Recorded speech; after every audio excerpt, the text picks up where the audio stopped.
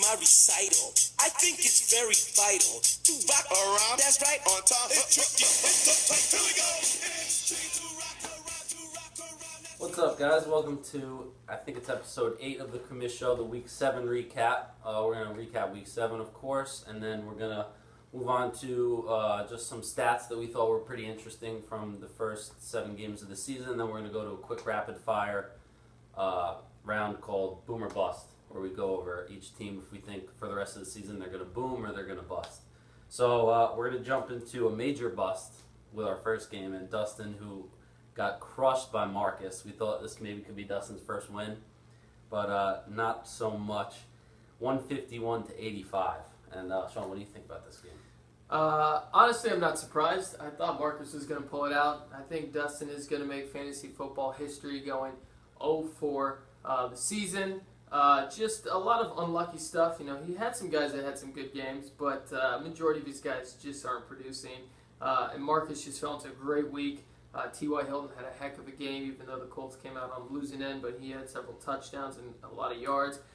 Marcus also kept Lamar Miller on the bench, which is understandable. You know, Miami was going up against Houston's defense, thinking, but they probably weren't going to be able to run the ball well. Lamar Miller hasn't looked extraordinary this year so far, so understandable. It just happened to be that he had a breakout game, but didn't matter. He didn't need him. He still crushed him by like 70 points. So yeah, that's a great week by Marcus to bounce back after the last 2 weeks. Actually, beat Mike last week. I think Mike really lit the fire this week.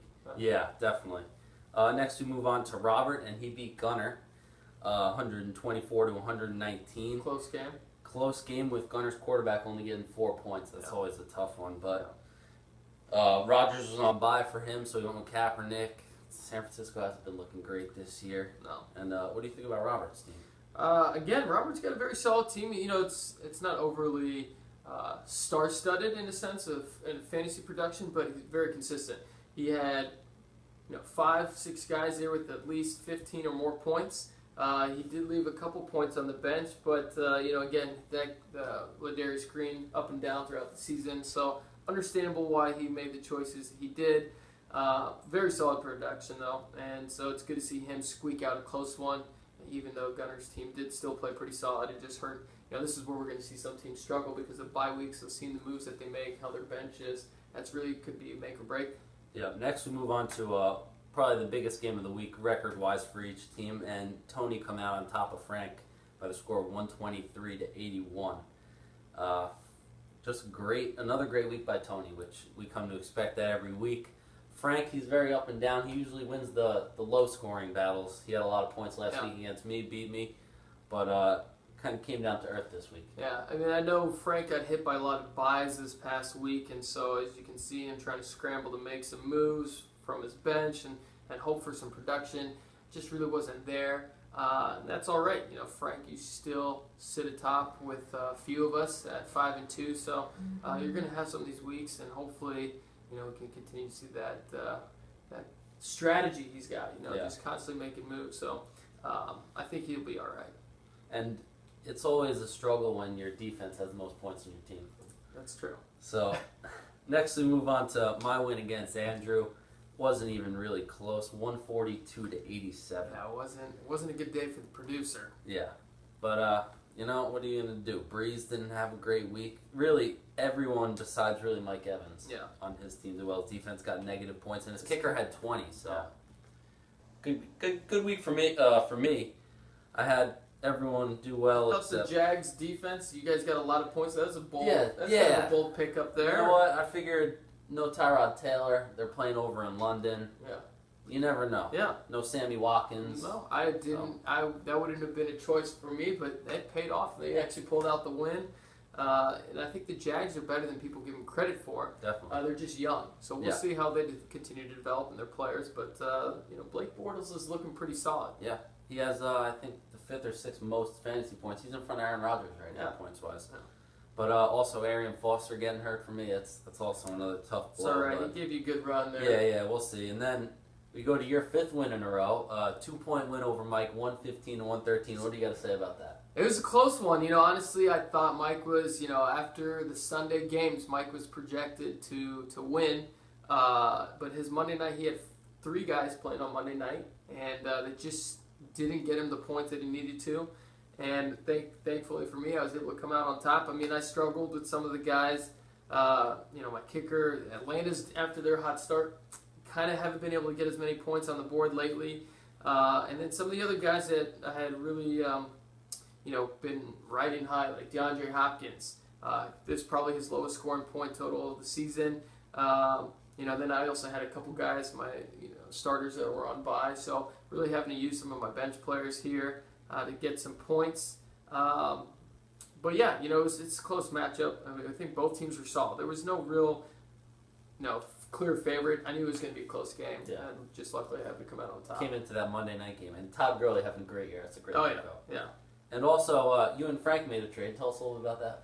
Yeah, so Frank and I, we made a trade, conversing and figuring, ways to benefit both teams. I've traded Martavis Bryant, who's obviously now back for the Steelers and has had some very good games for them these past couple weeks. And Doug Martin, the muscle hamster, has been playing very well for Tampa.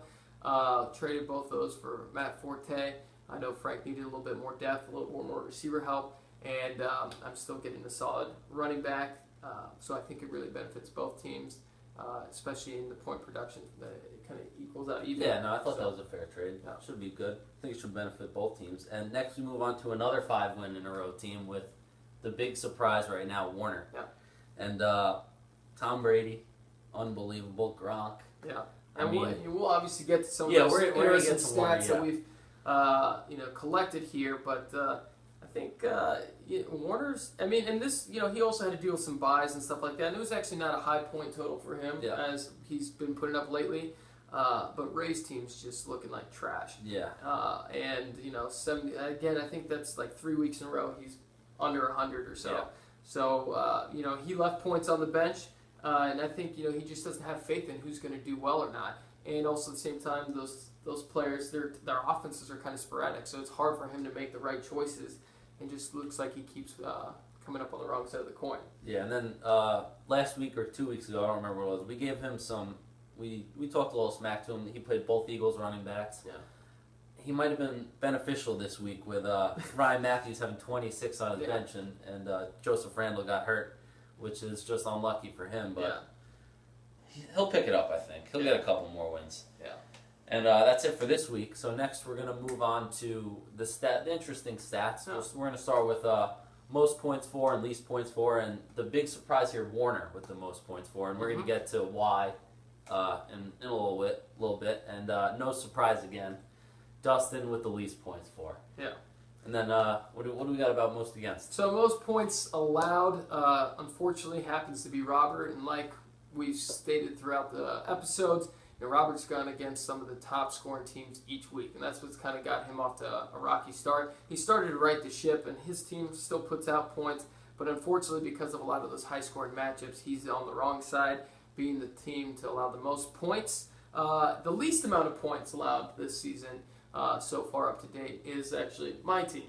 I have led up the least amount of points. So, guys, if you're looking for a win, it's going to be a tight battle and probably low scoring for you than what you're used to. And then next, the highest point differential. Who's that? Oh, we got Tony. Obviously, no surprise. Tony got off to a hot start in the season, putting up a lot of high points. And because of that and the consistency he's had pretty much every week, Tony is the highest scorer in differential department, taking the points he scored, minusing the points he's allowed. Yeah. And another interesting fact, there's 5 winning teams right now, and out of all of them, there's only one that has less points for than points against. And that's Frank. Yep. If you guys could guess, that is Frank. He's always been in the nail biter, grinding out those victories, but when he has taken the loss, it hasn't been a close one usually. Yeah, hopefully that trade will help him out. He'll start getting more points for him. Also, just to let you guys know that there are only 7 losing teams. Obviously we've got 5 winners, and then we've got 7 on the losing end, but only 2 of those happen to be teams that have scored more points than they've allowed, and that's actually your team and Gunner. So both of you guys have the firepower, just been on the wrong end of some of those matchups sometimes. Yep. And then next, we get back to Warner again. He has Tom Brady, who's the highest fantasy quarterback right now. He's got Devontae Freeman, who's the highest fantasy running back right now. Gronkowski, who's the highest tight end in fantasy right now, and then the Broncos defense, which is the highest scoring defense, special teams. So yeah, he's definitely made his wealth off of just those 4 positions. Yeah, and honestly, if he just gets respectable play from the other skill positions on his team, he can really do a lot of damage and probably go far. So we all thought you were a joke, Warner. Some of us still do, and that you're just riding the luck train. But keep it up. Definitely doing well though. Yeah, great job. Also, there's been 4 games in total throughout the season so far where both matchups of the teams have been held under 100 points. So it's been a pretty high-scoring affair. So meaning guys are drafting well, they're playing the right players for the most part, and making it high-scoring and competitive. And that's good. To see only 4 matchups out of all 7 weeks so far, where both of the teams are held under 100. And those low-scoring games, they're also really close too. I think the lowest scoring game was Ray against Andrew, and that was decided by 2 points. It was 77-75, so they're close too. Yeah, there's definitely been some. I know, like the last couple weeks, there have been some really close matchups. And as you can also see in the rankings, we've got 4 teams at 5-2. We've got 6 teams at 3-4. Mike is the only team who isn't 5-2 with winning record at 4-3. And then obviously we've got our big outlier, and that's Dustin at 0-7. Yeah. So everyone is pretty close there. It can definitely swing in multiple directions. So it's good to see that the league is pretty evenly dispersed. Yeah. And that it's pretty close. So keep it up, guys. We've got the second half of the season and the playoff push, so keep that going. And then finally, we've only got 1 team with less than 3 wins, and guess who that is? Yeah, Dustin. That's Dustin. That says something about how well everyone else did. Everyone, if besides if we take the 0-7 out, everyone is either 3-4 or better. That's pretty good. Yeah. That's so and like we said, a lot of people. I think it's again just Warner and I are right in 5-game winning streaks. So both of us started the season 0-2, turned it around. So guys, if you're hitting a little bump in the road here, it's definitely doable. Except for you, Dustin. I don't think it's going to be doable. But he's not mathematically out yet. He's not mathematically out yet. But I think you give it another week, I think it's lights are done. You pay the bills, buddy. So, but let's go to our last category, the boom or bust. We're just going to kind of rapid fire. Yeah. If you want to give an explanation behind your boom, your bust statement. I'll start with you. We'll start with Tony. Okay. Tony, I'm going boom. It's quite obvious Tony's boom. He hasn't shown anything yet to show that his team isn't going to be worth it in the long run. I think he's definitely going to have a solid finish to the season and playoffs, so he's definitely a boom. All right. Let's go with you. We're going to go with Warner. Yeah, you know what? I think he's going to continue to rise. He will hit a couple bumps, but I think he will actually make the playoffs, make a push, and he's going to be tough to beat. Next, we'll go with Frank. I think Frank is going to bust. I think Frank's got a talented team. I think he's gonna put out wins, and I know Frank's probably gonna make the playoffs. I just don't think he has the sustainable point power to really take him deep into the playoffs. So ultimately, I think it's gonna be a bust, but it's very close. I think he's riding that line. He has been in a lot of those low-scoring games, which if he starts to pick his points up, that can help him out a lot. So I guess we'll see about that one if that holds. Mike, let's go with show me them TDs. What do you think? I'm gonna give Mike a boom only because he's got Roethlisberger coming back. That'll increase his quarterback points, and that'll also help out with Antonio Brown getting some points. Mm-hmm. So I think that's mainly gonna help him out. He's on a 2-game losing streak after starting out 4-1. So I think he's in a boom. And we'll go to me next. Okay. I think you're gonna boom. I think so. You've put on 2 weeks in a row here of some pretty good points. I think you've got a talented roster, and if you can just win some of those close matchups, I know you've lost a couple here that have been pretty tight, but I think you've got the firepower to definitely make a positive run. So I'm going to go boom. Cool. Next, I'll go with you. Okay. I'm gonna say I'll give you a boom too because you got the high scoring wide receiver with DeAndre Hopkins. Yeah.